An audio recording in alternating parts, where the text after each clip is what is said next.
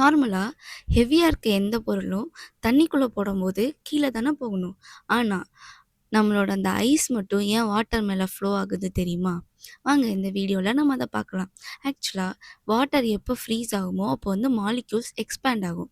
நார்மலாவே டென்சிட்டி இந்த இடத்துல வந்து டென்சிட்டி வந்து ரொம்ப முக்கியமான ஒரு ரோல ப்ளே பண்ணுது. லைக் ஒரு ரூம்க்குள்ள ஒரு பெரிய ரூம்ல நெறைய பேர் இருந்தா, அது வந்து ஹை டென்சிட்டினும், இதே கம்மியான பேர் இருந்தா, அது வந்து லோ டென்சிட்டி அப்டின்னும் சொல்லுவோம். இப்போ வாட்டர்ல மாலிக்யூல் வந்துட்டு ஒரு குட்டி டம்ளர் இல்ல குட்டி குட்டி அ வெ வெசல்ஸ்குள்ள வந்துட்டு நெறைய மாலிக்யூல்ஸ் இருக்கனால, அது வந்து ஹை டென்சிட்டி அப்டின்னு சொல்லுவோம். ஆனா, இதே ஒரு ஐஸ் கியூப்ஸ்ல குட் நான் ஒரு கியூப்குள்ள வந்துட்டு குட்டி மாலிக்யூல்ஸ் கொஞ்சமான மாலிக்யூல்ஸ் தான் இருக்கும். ஸோ, இத வந்து நம்ம லோ டென்சிட்டி அப்படின்னு சொல்லுவோம். ஸோ ஒரு லோ டென்சிட்டியான ஒரு ஆப்ஜெக்ட்ட ஹை டென்சிட்டி இருக்கிற ஒரு ஆப்ஜெக்ட் மேல நம்ம வைக்கும்போது, அது வந்து ஃப்ளோ ஆகும்.